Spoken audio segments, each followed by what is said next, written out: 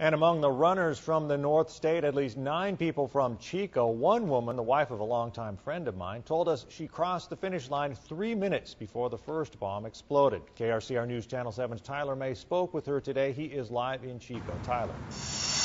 Well, Mike, Cindy Cortain and 8 other people are a part of a training group at the Fleet Feet here in Chico who actually made the trip out to the Boston Marathon. But Cindy also told me tonight that if she didn't run the last part of her race, she would have been right next to those explosions. And those runners around me, we all turned around and we saw a bunch of smoke, white smoke coming up.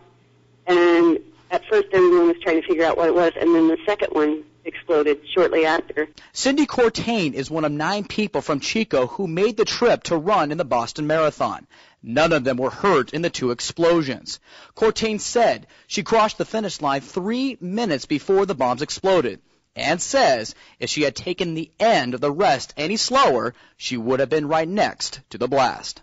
I was doing a little walking, and when I got to the 24 and a half miles, I said, I am running the last mile and a half without stopping. And I thank God that I did. If I didn't, I could have been right there.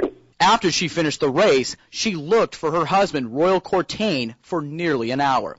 You couldn't get any messages out whatsoever. Royal is a member of our Chico sales team. Cindy is part of a training group at Fleet Feet in Chico, where they train runners to compete in marathons.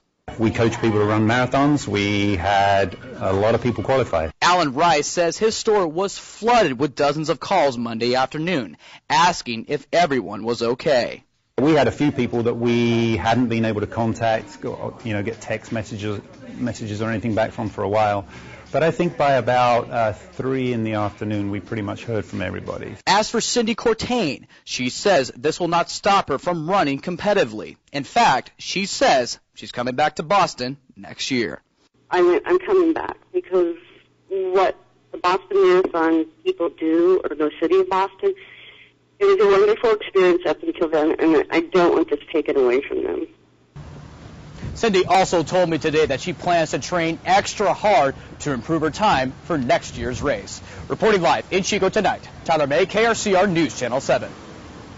All right, thank you so much, Tyler.